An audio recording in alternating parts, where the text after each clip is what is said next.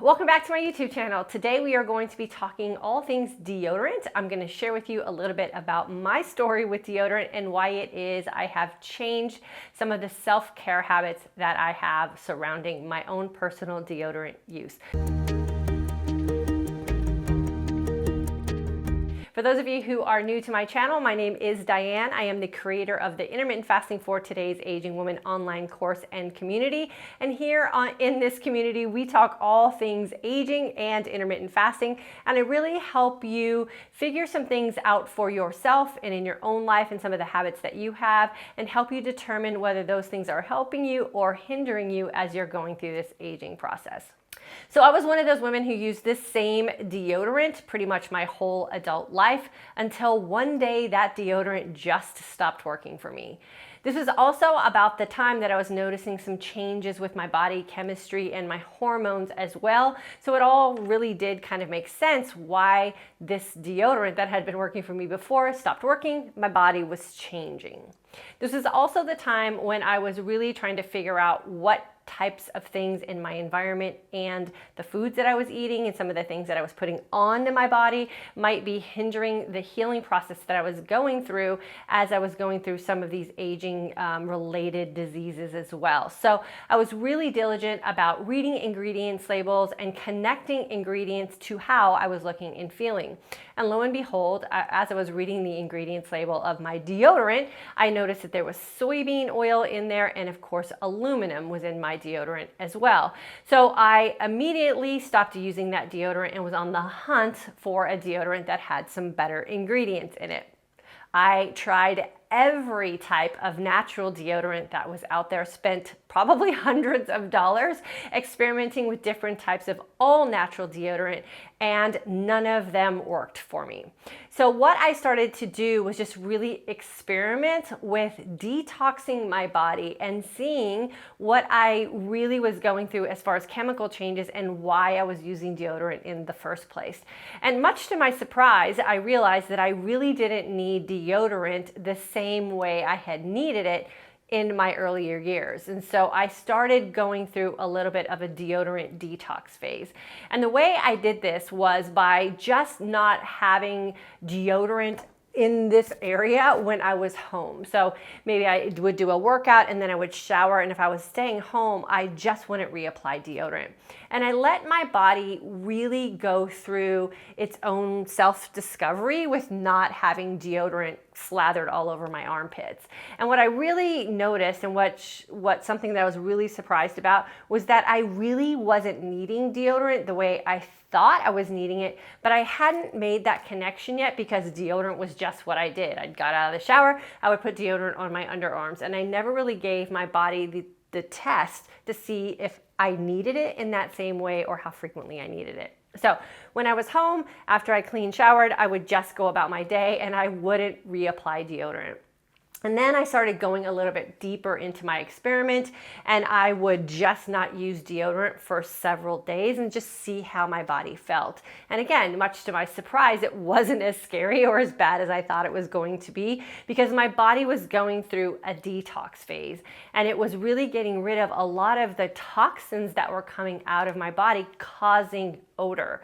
And remember, we have certain smells about us as human beings, but that smell doesn't necessarily mean that it has to accompany an odor as well. And so I think once we get to this point where we start detoxing our bodies and we understand some of the things that are causing us intolerances or keeping our bodies out of a hormonal balance, we'll be surprised at how little things we need to cover up all of that that's trying to come out of our body. Remember, anything that we put in, on, or around our body is going to try to find its way out, and oftentimes that is through things that aren't as pleasant as they should be. And so I went through that detox phase. I ditched all the natural deodorant and I let my body just become acquainted with its own sweat process. And I really let this area of my body have a detox and self-adjust to what my life is today. Now, I don't want you to think that I 100% never ever put deodorant on. There are times where maybe I just feel a little out of balance or I'm feeling a little bit unsure, and of course I always put a little deodorant on, but I've also changed those habits as well. And let me share with you how I now apply deodorant if I ever feel like I might need it. So the one thing that you want to make sure that you are not doing is applying deodorant to this area of your skin here after you have just shaven your armpits. Remember, when you're shaving your armpits, you are applying a blade to that area, and you can have some skin damage there or some little cuts and tears as you're shaving this area. Remember, it's very sensitive here as well. So you want to make sure if you've just shaven your armpits that you do not apply any products to that area. That area is now raw, and anything that you put on will immediately be absorbed into that area. So I've changed those habits as well, and I no longer put anything on that area of my skin if I have just shaven. So maybe change your habits or your practices with how you shave your armpits. Maybe shave them in the evening so that in the morning, if you need to apply deodorant, you've given your skin an opportunity to heal. I've also reevaluated how I apply deodorant to that area as well. And I make sure that I'm not lathering it on, but just sort of priming that area and giving it a little bit of an opportunity to adjust to something that is being applied there. So instead of lathering on deodorant like I used to do back in the day, I literally just pat it on my skin, and I don't push it into this area. I just pat it onto the skin and just let it have a nice even layer that's very thin, just to protect me if I ever get into a situation where I feel I'm going to be sweaty, or I might have sort of that response to stress, and I want to prep it so that I don't enter into a situation that I might feel a little bit embarrassed because I'm not in control of how my body is reacting or responding to that. So patting the area as opposed to lathering it will also give you a nice advantage if you are in a situation where you need to apply deodorant. Now, this is not a video to shame deodorant in any way, but just to help us think about how it is we're going about our day and how it is we are mindlessly falling into habits just because of ways we've done things in the past. And if we bring our center of focus back to where we are today and how we want to live our life today and how we want to protect ourselves, we can reframe some of those habits and really put ourselves in an advantageous position with something as simple as deodorant.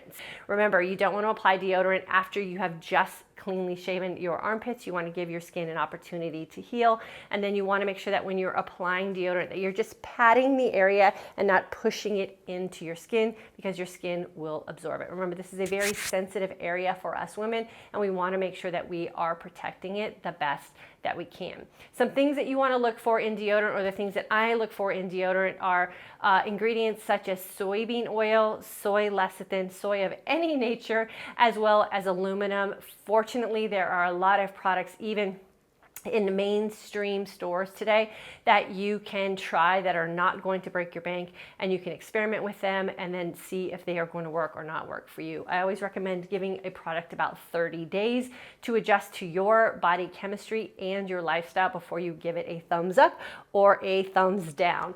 And like I said, you can find some pretty affordable ones in mainstream stores today, because this is a very serious issue for women. There are so many new instances of breast cancer diagnosis today, and there are very little ways for us to link that one cause. So protecting this area of our body is very, very important for us, especially as we're aging, as our hormones are changing, and as we really need to prepare our body for the things that we are putting on, in, or around it. Deodorant is one of those things that I have really changed my habits with.